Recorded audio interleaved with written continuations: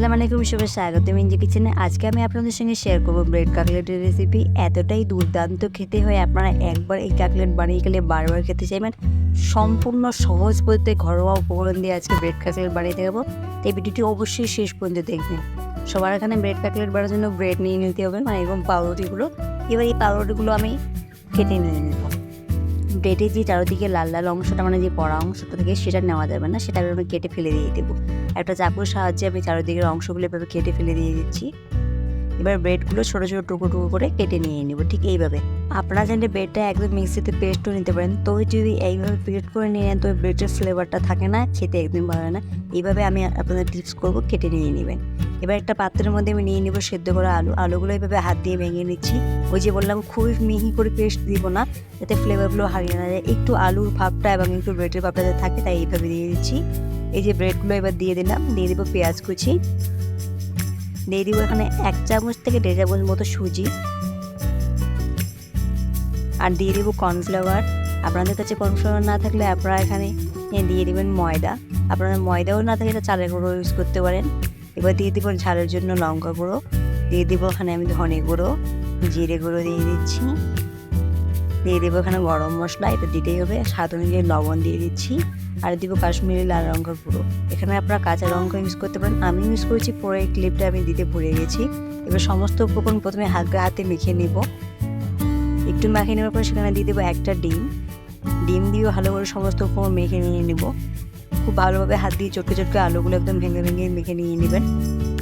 এই যে সব ভালো মতো মেখে নিয়ে নিয়েছি। এবার এটা আমি এখানে পিড়িয়ে নিয়েছি। এবার শেপ দিয়ে দেবো। হাতের মতো ব্রেডের অংশ নিয়ে এভাবে গোল গোল করে এটা শেপটা আকার দিয়ে দেবো। আপনারা আপনাদের ইচ্ছে মতো ডিজাইন দিয়ে দিবেন। আমি এখানে শেপ দেখিয়ে দিচ্ছি শেপটা করে। তবে একটা ডিজাইন আপনাদের আমি দেখিয়ে দিচ্ছি। এইভাবে দেখুন, চারদিকে গোল করে একদম চারকোনাচে করে মাছ বরাবর কেটে দেবেন, তবে একটা দারুণ শেপ হয়ে যাবে। আমি আজকে চারদিকে চারকোনাচে করে বানিয়ে নিয়েছি, বেশি ঝামেলা করিনি, দেখতেই পাচ্ছেন। এবার এগুলো ভেজে নিয়ে নেব। প্রথমে আমি কড়াতে তেল দিয়ে দিয়েছি। তেলটা, এবার একটা টিপস আপনাদের ভালো মতো বলি, তেলটা আপনাদের খুব গরম করতে হবে। আর যখন ব্রেডগুলো ছাড়বেন ওই পর্যায়ে তেলটা, মানে চুলোর আঁচটা মিডিয়াম রাখবেন। এই যে দেখুন, ভালো মতো আমি তেল গরম করে সব ব্রেডগুলো একে একে দিয়ে দিচ্ছি। প্রথমে আমি এখানে 3টে মতো দিলাম, একসঙ্গে সব দেবো না, যাতে লেগে না যায় এবং ভাজতে খুবই অসুবিধা হয়। আর এবার ব্রেডগুলো উল্টে দিয়ে আমি মিডিয়াম আছে ব্রেডগুলো ভেজে নিয়ে নেবো 1 মিনিট মতো। আপনাদের ভালো মতো এই টিপসটা মাথায় রাখতে হবে। তেলটা কিন্তু আপনাদের খুব গরম করে দিতে হবে, নাহলে কিন্তু ব্রেডগুলো দেওয়ার মতোই দেখবেন যে ভেঙে ভেঙে যাচ্ছে। এই যে খুব ভালো মতো আমি লাল লাল করে এগুলো ভেজে নিয়ে নিচ্ছি। দেখুন অনেকটাই কালার চেঞ্জ হয়ে গেছে, পুরো কালার চেঞ্জ হয়ে গেছে। আমি লাল লাল করে ভেজে নেওয়া হয়েছে। এবার এগুলো তুলে নিয়ে নেব। এই যে দেখুন কতটা দেখতে অসাধারণ লাগছে।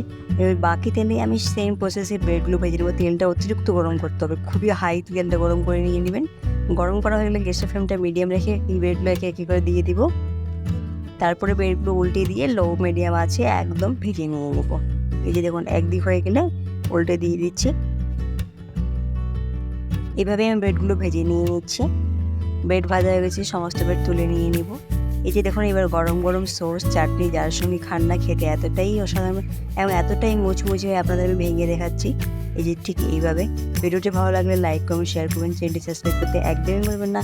ফেসবুক থেকে দেখে থাকলে ফলো করে দিয়ে দিবেন। আজকের মতো এখানেই দেখা হবে নতুন একটা ভিডিওতে। ভালো থাকবেন, সুস্থ থাকবেন।